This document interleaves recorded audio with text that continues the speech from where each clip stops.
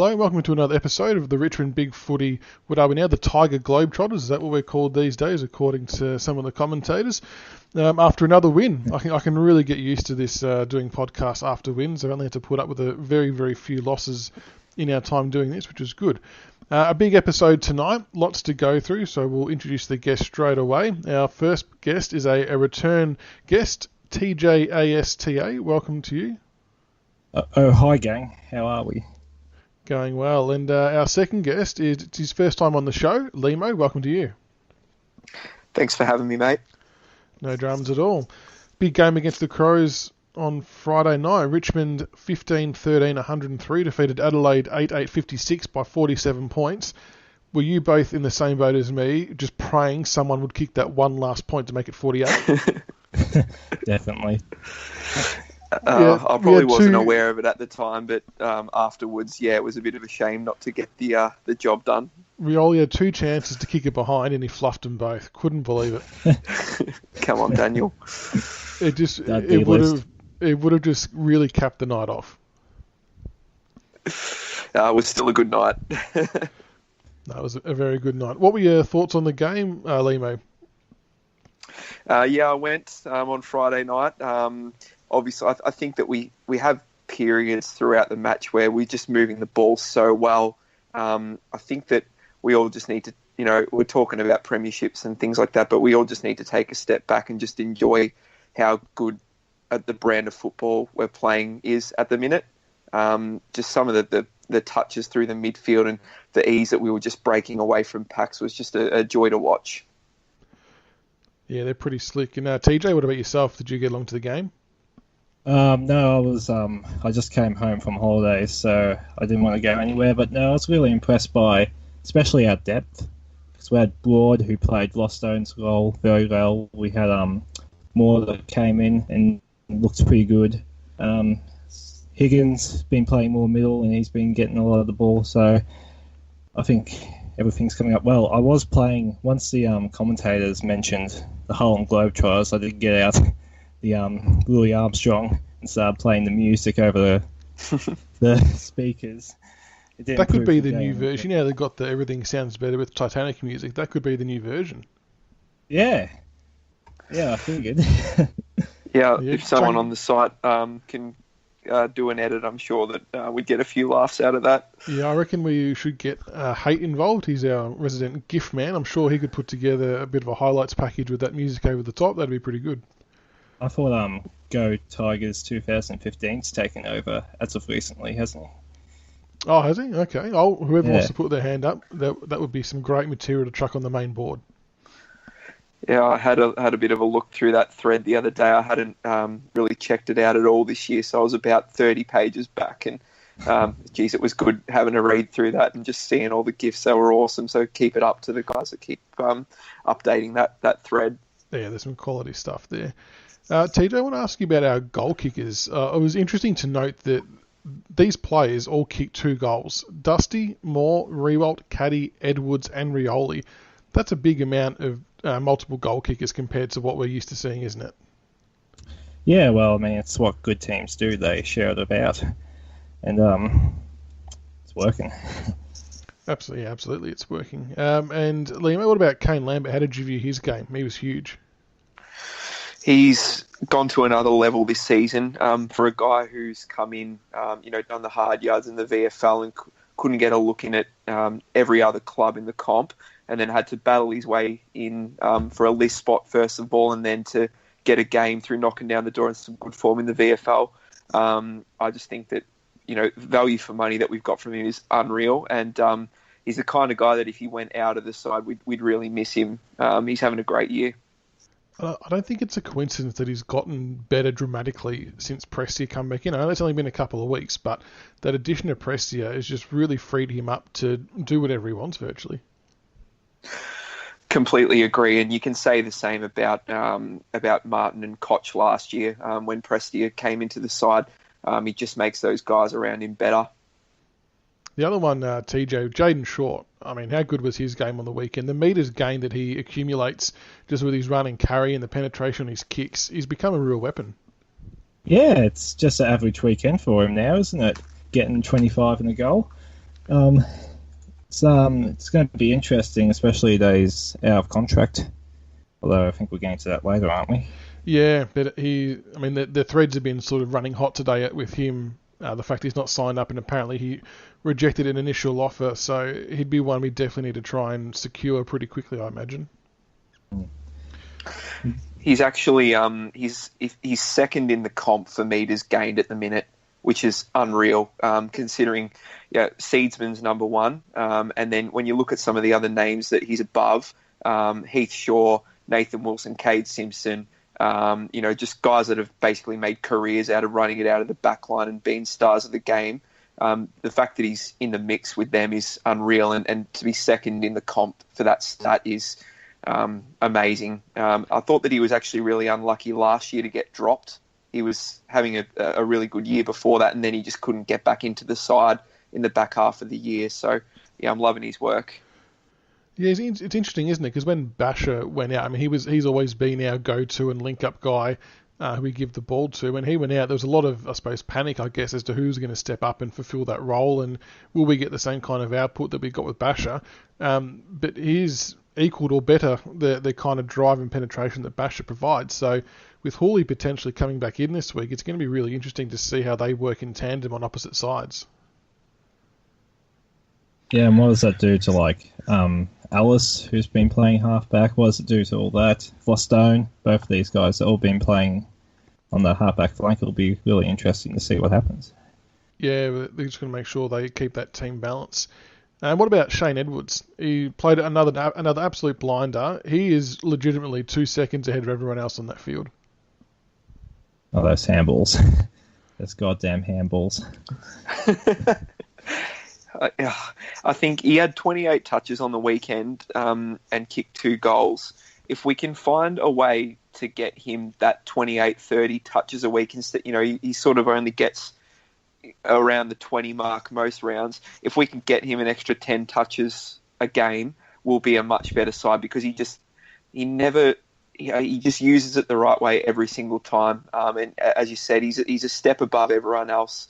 He doesn't just pick the easy option. He's breaking the play apart every time he touches the ball.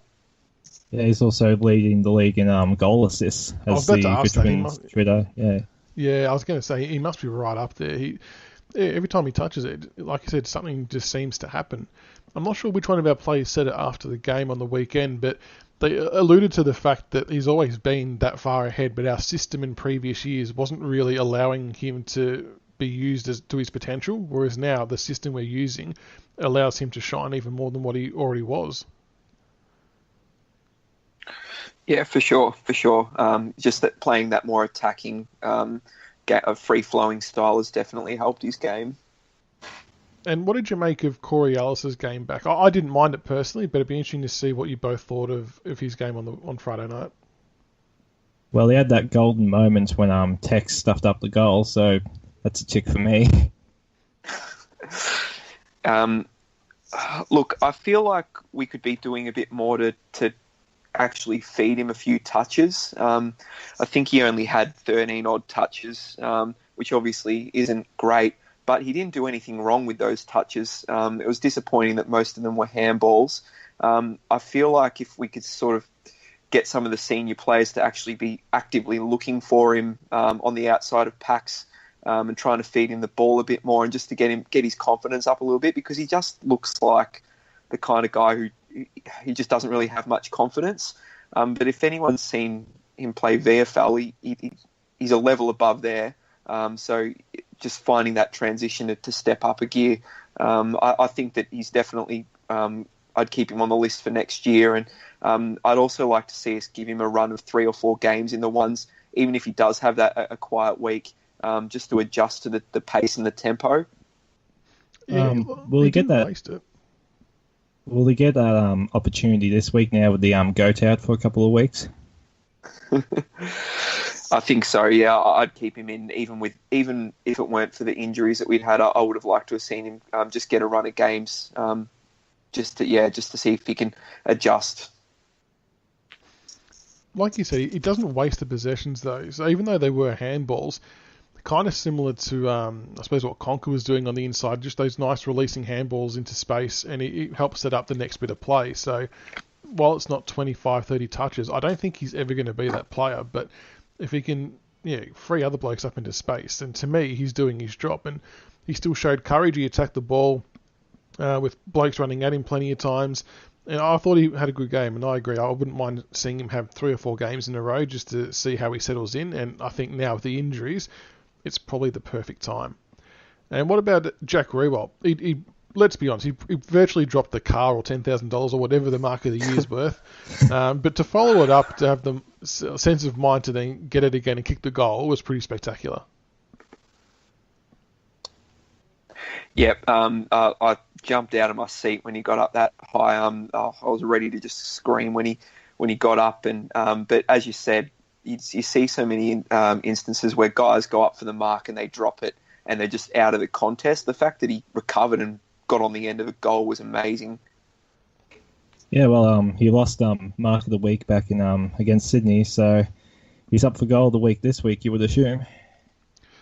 Yeah, definitely right up there. The other bit of gameplay that Jack did that I was really impressed with, and the commentators noted this as well, was I think it was the last quarter. The ball went inside 50. He overran it, and Edwards was following up behind him. He scooted up and was running into goal. And just to lay that shepherd to give Edwards that 5 steps extra so he could settle and kick the goal was a really good thing to do from a team perspective. And the commentators were spot on. In years gone by, he probably would have gone past to try to get the next handball receive and have the shot himself. So for him to change that mindset, it really does show, and we can all see that it's all about team-first football at the moment. It doesn't matter who scores the goals as long as we get them. Yeah, it's also really good seeing one of our leaders use that mantra. Yeah, absolutely, because if they don't do it, if the leaders at the top don't do it, then no one else is going to follow suit. So it is a good sign. And speaking of leaders, Cochin as well, popping himself down into the back line for periods of the game as well to free up other players, I thought was a really unselfish thing to do as well. And it's probably the first time a lot of us have seen him play there as a secondary position. Usually he always goes forward. So that was an interesting move, but he was just intercepting marks as well, so it seemed to work all right. Yeah, probably a bit of a sign of maturity as well. He's really developed as a captain. I did notice that during the game that he'd gone back, because he, as you said, he doesn't often do that. But yeah, I think he, had the sense of mind that we can ice the game here, and I'll just drift back here and chop off a few attacks and then wrap up this one. So yeah, it was great. No, he was. He was good. And so that win on Friday night was our 17th consecutive win at the MCG, which is now equaling the record. I know we're not here to talk about the Collingwood game, but the record-breaking game is going to be against the Pies, which is a massive, massive game. Yeah, well, that's a tough ask. The record we equalled was with Melbourne in the 1950s too, wasn't it? Who went on to win 4 and 5, so that's a good sign. What is it about the MCG, do you reckon, Leemo? Why do we play it so much better than everyone else? Given we don't train there or anything like that, what's the point of difference? Yeah, it's a good question. I'm not too sure. I'd actually like to hear what the players say about that, because it's a strange one, isn't it? Obviously, the crowd helps, but not all of those games have been our home games, although you'd still think that even in an away game, there's a fair contingent of Richmond supporters there. The crowd definitely helps, but it's not as big of an advantage as it is saying like the NBA, where you've got a packed house and it's 95% cheering for one team. I think that the players just seem to enjoy it, and just the game style that we have in the big open space, it just lends itself well to it. Yeah, it's amazing how it works. You're right, with the NBA comparison, it's a fair call. Even similar to what we had in the prelim against GWS, it was heavily weighted towards us, but that usually doesn't happen in most AFL games. And did either of you see the footage from before the game? The players are literally about 30 seconds away from running out into the ground, and Dylan Grimes plays a prank on Rioli, points to the phone and hands it to him. Did anyone see that? Yeah, I did. I was pissing myself laughing at the time. That's fantastic. Yeah. Like, you're about to go out in front of, 45, 50,000, whatever it was, to play a huge game, and he's got the frame of mind to play a prank on a teammate. That sums us up, I think, that they take football seriously, but not to the nth degree like everyone else does, and I think that's a big part of why we've been so successful recently. Well, yeah, they take it seriously in the moments when we should take it seriously, during the game. And like at half-time and beforehand, they joke around, shown in the Sydney game with Higgins and shown this week. So it's a good working environment at least. Yeah, absolutely. No, it's just those little quirky things. It's always funny to see what they're going to come up with next. All right, we'll get on to the roast and toast, although when I sent through to the agenda to you both, I've written roast and roast, so we'll run with that, that's fine. Leemo, you can go first. What are you roasting? It's an obvious one, but I'm going to roast the 50-metre penalty rules. I think it's been crap all season, the 50-metre penalties that have been given out for supposedly encroaching on the mark.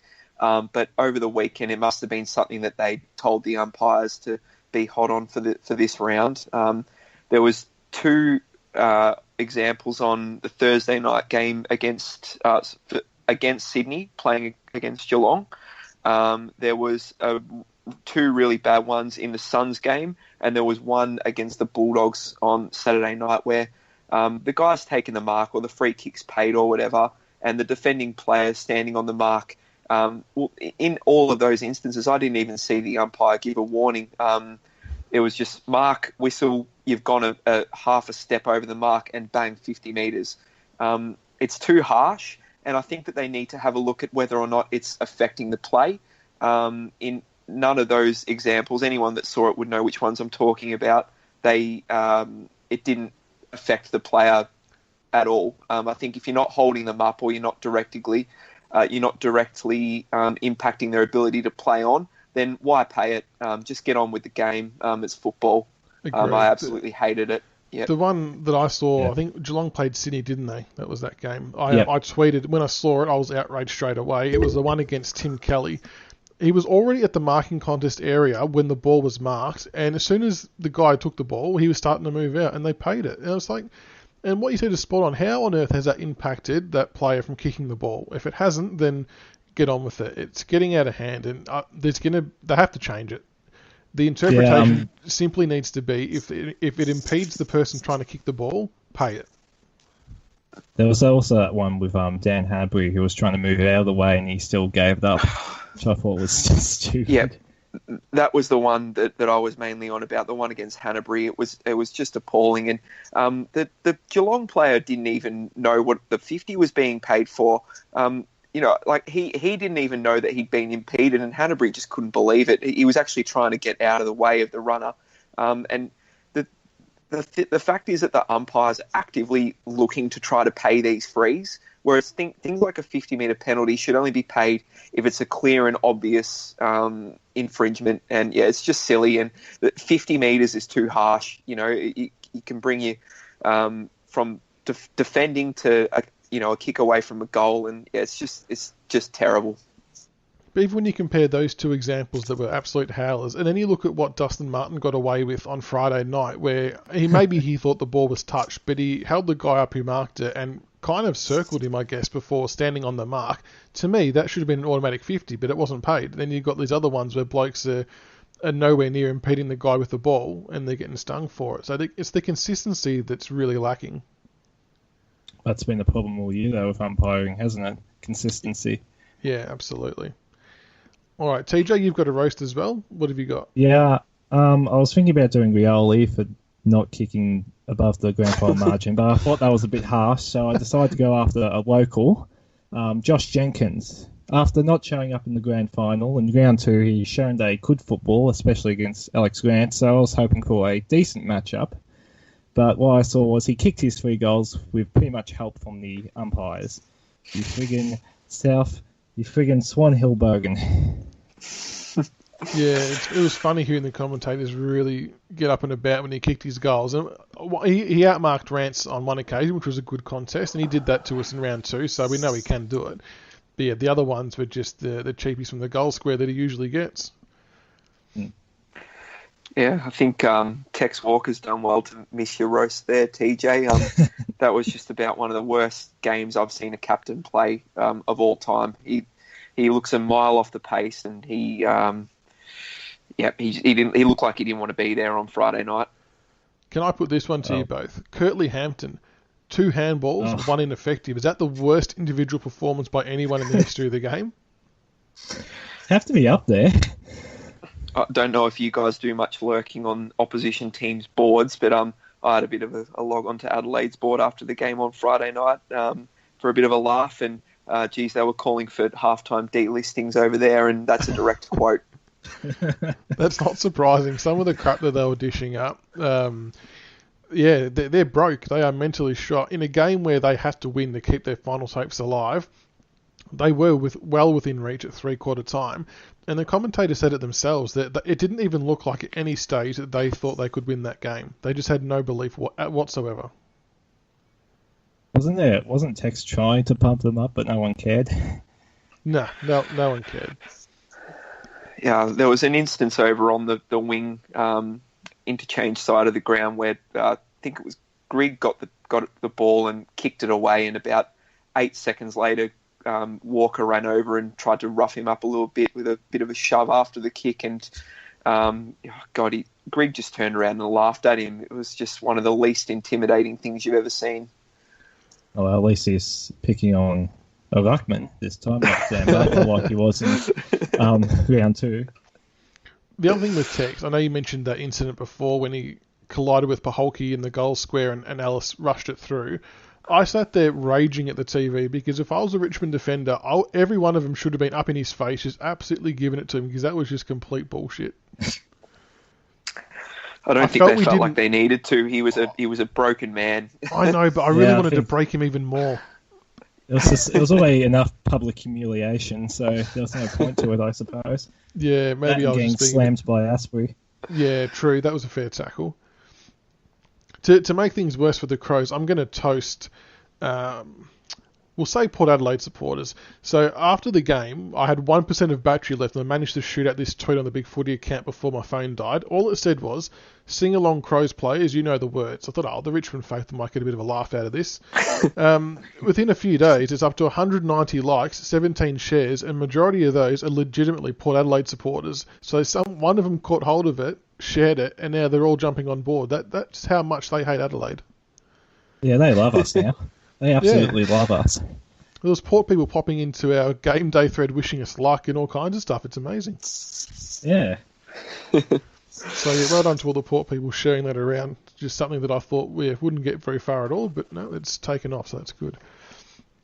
Okay, before we get into the preview of the game against the Giants, we had a couple of questions come through on Twitter. So the first one is, this was an obvious one that was always going to come through. As soon as I put the message out, within 30 seconds, can we get a Tom Lynch update?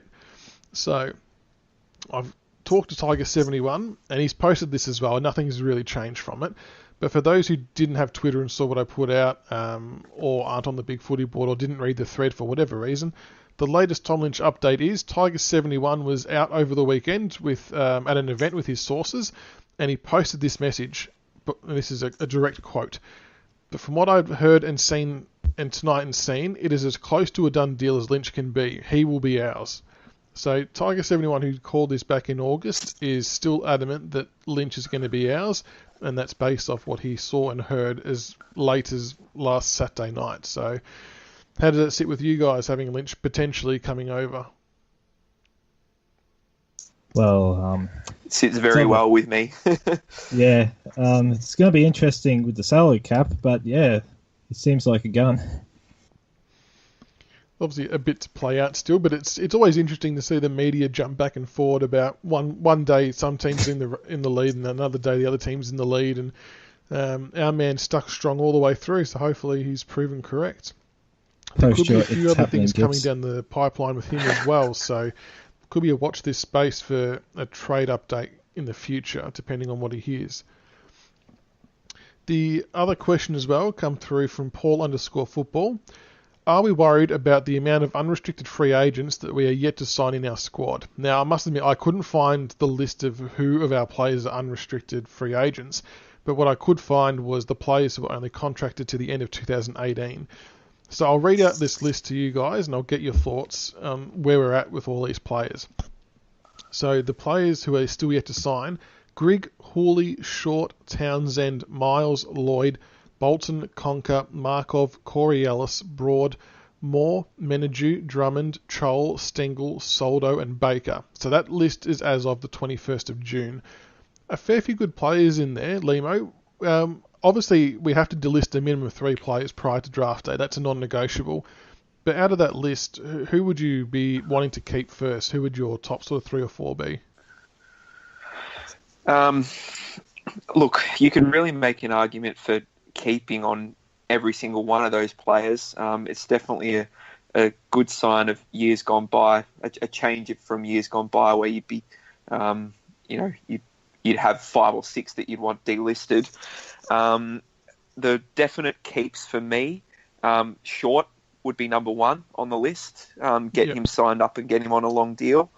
Hooley and Grigg, I think that they'll both be offered another year at minimum if they still want to play on. I mean, the rest are probably more. So, like, thinking more about the younger players, I'd be going with Short, Broad and Moore. I'd like to see all those 3 given another go for sure. Yeah, definitely. And TJ, what about yourself? Yeah, I think Leemo's list was pretty good there because there's a lot of depth players also in that list. But yeah, there's Premiership heroes and that. But I think you would have to give Short and Broad because they've had a pretty good season. Grigg and Hooley, well, Hooley's been injured, but Grigg's been up and down, shown by the board. Same with Townsend. And there's also a lot of depth. So it'll be interesting to see how it plays out. So I suppose when you flip it around then, given we have to get rid of 3, who would be the 3 most likely to go, keeping in mind that if it's a trade, we can't get a player back in. We have to have 3 spots available for the draft day. Yeah, that's what I've been a bit stumbled to think about. You would think Drummond, because he hasn't had much opportunity this year. Who else? Maybe Miles, because he had his chance and sort of dropped out. Because we tried to shop him, allegedly tried to shop him and Lloyd around last year, but there was no takers. Yeah, that just seems weird for me because we were hearing, clubs after Miles, clubs after Lloyd, and then no one wanted them. I'd be very surprised if both of them are there next year. I wouldn't be against keeping both of them or keeping at least one of them for depth, especially now when you have, obviously Graham's gone out, Conker's out. We probably do need a big-bodied midfielder at the minute. I think that probably Markov would be the other one that might be in the firing line. He probably needed to. I know he's had injuries, but he probably needed to be putting his hand up this year to be thinking that he's going to get a contract next year. It's actually just been brought to my attention via Redhead on the Spreaker chat that Griffo and Hampson have created 2 spots, which is very true, and I failed to write that bit down. So that means only one person has to go, so that's a good result. Yeah. That is a good result. Plus the dollars that go with looking at that... Sorry, Hampson was obviously on a decent-sized contract. Griffith's speedo? He would be on a... above average, wouldn't you think? He would have been, I suppose, on the basis that he was playing more games and we weren't playing well, so we had to pay someone, if that makes sense. Yeah. Okay, well, that helps solve that issue if we only have to get rid of one. I mean, it's still going to be hard no matter what, but we'd rather have to try and cut that down by 1 than 3. But I agree with what you said before, that the priority for me has to be to sign Short. I think he's been a shining light for us this year and taking his game to a whole new level. So I'd be really keen to keep him. And Broad and Moore, it has to be those 3 probably be priority, I reckon. Yeah. Liam Baker's been knocking the door down in the reserves as well. He's been playing really good footy there. Yep, he has. And I would be surprised if they don't re-sign Soldo as well. Obviously, if Nank were injured, we'd really struggle for ruck depth. I think we've got Bolter and Coleman Jones that are sort of pinch hitters playing in the VFL, but they've obviously put a fair bit of development into Soldo, so I'd be surprised if he wasn't given another year. Yeah, I think he's been going okay, Soldo, every time I've seen him play. Every time I've seen him play, he's injured, so I haven't seen much of him. All right, well, we'll probably speak more about the changes shortly, but we'll kick off the preview for the round 17 game against GWS. The Giants are coming off a narrow loss to the Eagles by 11 points. They're sitting 2 points outside of the 8, and if they win, they can go as high as 6th, and we're obviously one game clear on top and looking to extend the gap. Massive game for both clubs in the whole scheme of things, especially coming down to the pointy end of the season. How do you see this one playing out, Leemo? I think that it is a bit of a danger game. Just the fact that they've still got a lot of talent in their best 22, even though they haven't played great footy this year. I'm not confident that we'd go in there and roll them that easily. I think that they're also getting Toby Green back this week, which helps the goal kicking up forward. Having said that, they are coming off a 6-day break and coming back from Perth, which definitely helps us. I think we'll get the job done, but I wouldn't be going in there thinking that it's going to be a gimme. Yeah, I was talking to a Giants poster on our preview thread on the board today. I can't remember his name, unfortunately, but I asked him about Green, and Delidio was the other one that was being thrown up because they both got through a really tough training session. And yeah, I suppose with Green having missed 10 weeks, he was kind of a bit unsure whether they should take the risk or whether they should go through the reserves to get that match fitness. I reckon it's a huge ask to put even someone of Green's calibre straight into a side after 10 weeks against a team who's renowned for high pressure. He could just blow up by half time. It's a bit of a hard decision to make because Green's one of their best players too. Yeah. And they need to win this game. So, yeah, agree. I think that if they hadn't, they're missing Cameron and Patton, and they really need goal kickers. So, if those two were missing, I wouldn't think that they'd be rushing him back. But they need him, and this is pretty much a make or break game for their season. So, if he's 50%, I'd say that they're probably going to bring him in. I think that's a win for us, to be honest. And TJ, I'm sure you remember from the prelim final that Grimes did an absolute number on him every time he's played on him. So I think yes, we would probably be safe to say we would expect Grimes to do the job again, wouldn't we? Yeah, well, now with our defenders, I think Broad, was he playing a bit of time on him too in the prelim? It might have rotated a bit, yeah, between him and Grimes. Yeah, but that's, having that weaker forward line obviously helps our defence. I'm more concerned about the midfield with the Giants at the moment. Yeah, they're a pretty good clearance team, and that's been one of our weaknesses the last couple of months, to be honest. We're getting it appears like we're getting slaughtered in the middle, despite us winning games by good margins. So we do need to get our hands on the footy first, and that's where the Jack Graham injury is going to hurt us the most, I reckon. Just having that another big-bodied midfielder, he's third for pressure in the competition. Who do we replace him with to make sure we don't lose out on another big-bodied mid to help try and contain the clearances from the Giants? Well, I was thinking Miles, but is he still out with concussion? Yeah, they say he's got to go through the concussion test this week, so I'm not sure how he would come up for that one. The other one that I was thinking of that could do it is maybe Townsend. Yeah, well, that's his role, why we brought him in for, so yeah. Be good to see him get some redemption. It would be good. And Leemo, the Giants obviously are a lot quicker with their ball movement than some other teams. How are we going to try and restrict their ball movement? Because they picked us apart in that prelim final in the first half, so we've got to make sure that doesn't happen again.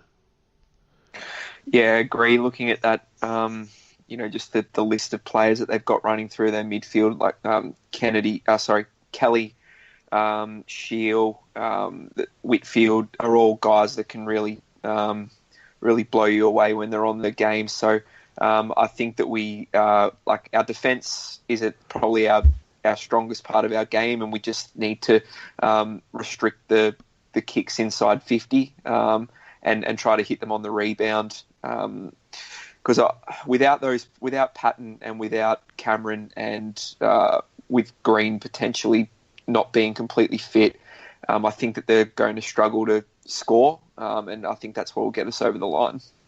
And the other tool they got is Rory Lobb. Yeah, we need to make them just bomb it long instead of their clear, quick ball movement that they're known for, I think, and that would favour our defence again.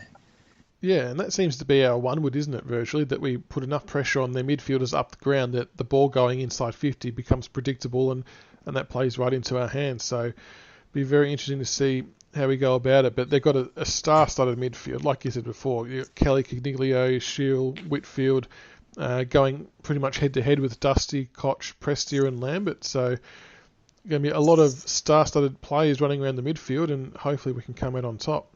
What about Rewalt versus Davis for up our end of the ground? How do you see that matchup going, Leemo?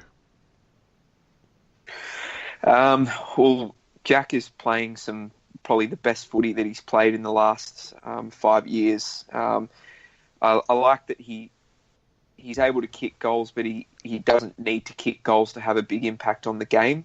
I'd probably say that in the air, Davis might have him covered, but if he can break away from him and get up on the lead, then he'll go all right. And we've got enough guys that are floating up forward that even if Rewalt doesn't get on the score sheet, I think that we'll still be able to kick a decent score. I wouldn't be against Shea Bolton coming in and getting a gig this week. We're obviously going to have some forced changes. Butler going out, I think Bolton's the obvious replacement for him, and I actually wouldn't mind seeing him getting a go in the midfield, not just up forward as a goal sneak. He's played well in midfield in the VFL over the last few weeks, and I actually think that he's more of a Stephen and Bradley Hill type of player rather than a goal sneak, and that's what we should be looking to develop him that way, if he stays, of course.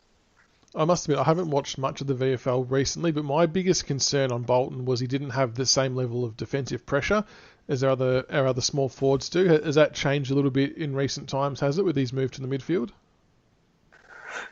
Look, I'm not too sure. Don't quote me on any of his tackle numbers or anything like that, but I know that they have been playing him there and he's been playing well and getting more of the ball. So I think that we're at a point in the season now where there's an opportunity, and he was a first-round pick and he's in good form, so why not throw him in there? I think that, Townsend is a good shout as well, and I'd probably look to put Caddy more in the midfield and let Townsend play up forward. And TJ, we're just going to assume straight out that Vlosten straight back in for Broad? Yeah, I would assume so, or even like Garth, but I would assume Vlosten will get the first over him. With that Bolton one, I'm with you, Michaels. I'm not too convinced with him. I was thinking, if you want a goal sneak like Butler, you would go with a Stengel or someone, because he's been in good form as well, hasn't he, in the VFL? He's been got a good goal sense, kicking a few snags. I'd like to, it's really hard. I think whoever brings the best defensive pressure, we should be including, because that's kind of our mantra. Yep, agree. Yeah, good shout. I wouldn't mind seeing Stengel get a go either. Yeah, and it's good that we've got options. We're not sort of stuck to just putting whoever's available in. We can actually make a calculated decision, which is good. The other player on the sidelines that sounds like he's ready to go is Hooley. How do we manage to fit him in? It's going to be interesting off that half-back. Does Ellis play more in the midfield now? Or does he come in for Ellis? I mean, if hypothetically Townsend comes in for Graham to play that role, Stengel or Bolton come in for Butler, then that leaves... And you got Vlosten for Broad. Then, the Hooley one would have to be for someone like a Corey Ellis, I guess, unless they... I was talking more Brendan Ellis. Oh, Brendan Ellis, okay, yeah. An easy assumption to make. It was Corey based off our board. Yes. But yeah, it would have to be for one of them, so it's going to be interesting to see if they can try and slot Hooley. Well, I won't say try, because as soon as he's available, they're going to put him in the team, aren't they? Oh, yes, definitely. He's best 22. Yep, Hooley's an automatic selection. I actually wouldn't be surprised if Liam Baker gets a call up either. He'd definitely be in the mix. I think he's been named an emergency a few times, so he'd be in the frame for sure. Just on Bolton and Stengel, I just brought up the stats from the VFL. Stengel had 18 touches, a goal and 6 tackles. Bolton had 22 touches, 1 goal, 2 and 8 tackles. So pressure acts I'm not too sure of, but it's good to see that 8 tackles. That's a good result no matter who you are. Yeah, absolutely, and that's all I say expect, but that's what we want from our small forwards, because if one of them's not doing it, it really stuffs up the whole formula of that forward line and the pressure it creates. So if everyone's doing it, then I think we're on a win-win with whoever we bring in. All right, before we finish up, we'll get a prediction from both of you guys. So TJ, I'll start with you first. What's your prediction for the game, including margin? Richmond by 37. Ooh, I think 37. Goals? 7, yes. Well, no. Still got a lid on it, Michaels. No, it's 1 more point over the final. Okay. Right, okay. Okay, I see where we're heading with this now. Yes. And Leemo, what about yourself? I think we'll get the job done probably by 21 points. Yeah, I think it'll be anywhere between 18 and 25 points. I know that's a bit of a broad guess, but my only concern on the game is because they've got obviously a few good players out, if we go up there sort of thinking it's just going to happen, if the guys aren't switched on, they'll definitely jump us and potentially win. So, because there's a bit on the line for them. But if we turn up and play the way we've been playing the last few weeks, there's no reason why we can't win this game and hold our spot on top of the ladder, which we would do if we lost, but it'd be good to create a bit of separation. Yeah, we're only in it now to create breathing space from the rest of the comp. Yeah, that's what it's all about. Just out of interest from both of you, would you rather finish first and have that added pressure, or do you think the guys will be fine and can cope with it, or would you rather finish second and still get the home final, but not the pressure of being at the top of the ladder? Yeah, well, I've been thinking about this recently because we saw what happened to the Crows last year with coming first, but they seemed a bit cocky last year, especially when they were in the grand final parade and stuff. So, and I haven't seen that from our boys yet. So it'll be interesting, but I think finish first.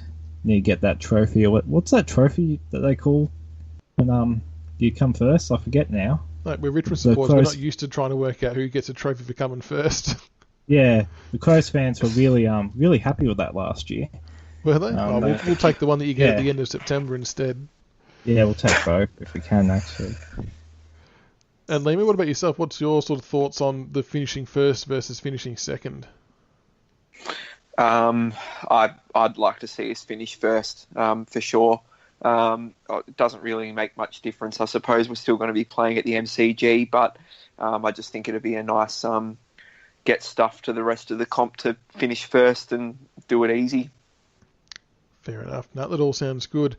And just a reminder, the game is on Saturday the 14th of July at 7:25 p.m, playing at GWS. So Leemo and TJASTA, thank you so much for your time, guys, and until next time, go Tigers. Go Tigers. Go Tigers. Thanks for having us, mate. No worries.